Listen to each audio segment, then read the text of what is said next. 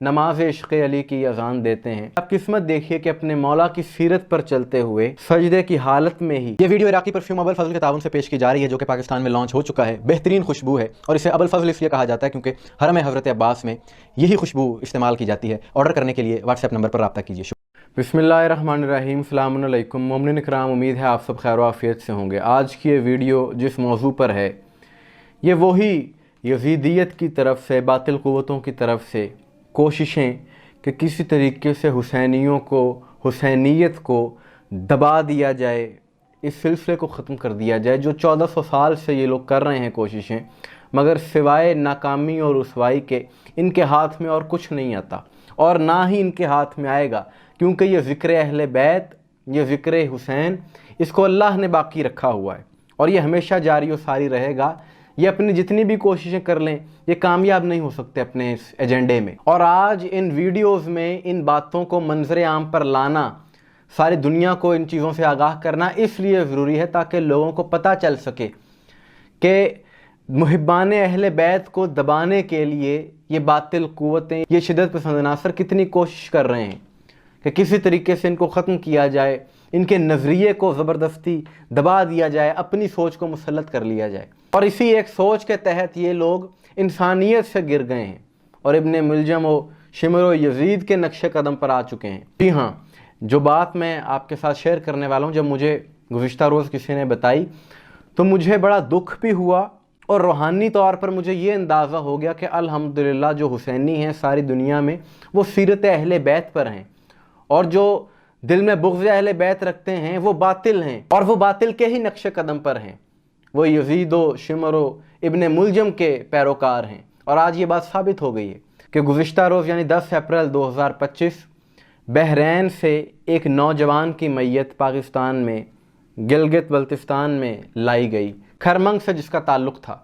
اور وہاں پر کثیر تعداد میں مومنین نے اس جوان کی نماز جنازہ میں شرکت کی۔ اب یہ سارا کچھ کیسے ہوا، اس پر غور کریے گا، اور میری شروع کی ساری گفتگو سے آپ اتفاق کریں گے کہ اس جوان جو یہ شہید ہوا، اس کا نام تھا محمد یوسف ناصری۔ پہلے انہوں نے گلگت میں ہی ایک مدرسے سے تعلیم حاصل کی، 10 سال یہ طالب علم رہے، علوم محمد و آل محمد سے منسلک رہے۔ اس کے بعد معاشی معاملات کے لیے، رزق حلال کی تلاش کے لیے بحرین چلے گئے، وہاں پر نوکری کرنے لگے۔ وہاں پر 1 ماہ قبل رمضان کے آغاز میں، اور غالباً 4 مارچ کو، یہ اپنے کمرے میں نماز ادا کر رہے تھے، اور نماز کی حالت میں ہی سجدے کے دوران ایک شدت پسند نے، ایک ابن ملجم کے پیروکار نے ان کے سر پر پتھر سے وار کر کے انہیں شہید کر دیا۔ بتایا جا رہا ہے کہ اس شخص کو گرفتار کر لیا گیا اور اس نے اقرار جرم بھی کر لیا اور کہا جی کہ میری دشمنی تھی، اور دشمنی ان کی حسینیوں سے یہی ہوتی ہے کہ وہ جوان ایک عالم تھا، باعمل تھا، اور سب سے بڑھ کے حق شناس تھا، حق کی پہچان رکھتا تھا۔ یہ ایک افسوسناک واقعہ ہے اس شہید کے گھر والوں کے لیے، یقیناً یہ ایک بڑا صدمہ ہے، لیکن اس جوان کی آپ قسمت دیکھیے کہ اپنے مولا کی سیرت پر چلتے ہوئے سجدے کی حالت میں ہی اسی طرح اس جوان کو بھی شہید کیا گیا۔ 3 روز پہلے بحرین میں، منامہ میں، اس جوان کی بحرین کے مومنین نے بھی نماز جنازہ ادا کی۔ اس کے بعد گزشتہ روز پاکستان میں گلگت کے مومنین نے اس جنازے میں شرکت کی۔ جو باطل کے پیروکار،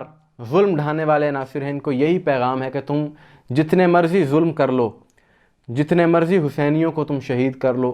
جتنے تم ظلم کرو گے حسینیت اتنی تیزی سے بڑھے گی، کیونکہ وہ کیا شعر ہے کہ فراز دار سے میسم بیان دیتے ہیں، رہے گا نام علی ہم زبان دیتے ہیں، صفیں بناؤ محبو کہ دار سے میسم نماز عشق علی کی اذان دیتے ہیں۔ اور یہ بغض اہل بیت انسان کو کس قدر گرا دیتا ہے انسانی اقدار سے بھی، کہ وہ شخص کہ جس نے یہ ظلم کیا ہے، اس کی ذہنی سطح دیکھیے کہ نماز کی حالت میں ایک مومن کو شہید کرنا، کہ یقیناً اس کے خون میں ابن ملجم کا اثر ہوگا، ورنہ کوئی ایسی حرکت نہیں کرتا۔ اور دراصل ایسے لوگ خوارج ہیں، کیونکہ مسلمان کوئی بھی ہو، چاہے کسی مسلک سے اس کا تعلق ہو، وہ ایسے نظریات رکھ ہی نہیں سکتا، کیونکہ اسلام کا یہی پیغام ہے کہ ایک انسان کا قتل پوری انسانیت کا قتل ہے، اور کجا کسی نمازی کو اس انداز سے مارنا۔ موجودہ دور میں ان عناصر کی ان حرکتوں سے یہ بات واضح ہو گئی ہے کہ یہ دنیا میں جہاں بھی ہوں گے، دین کے لیے، اسلام کے لیے بدنامی کا سبب بنیں گے، اور جو حسینی ہیں وہ جہاں بھی ہوں گے،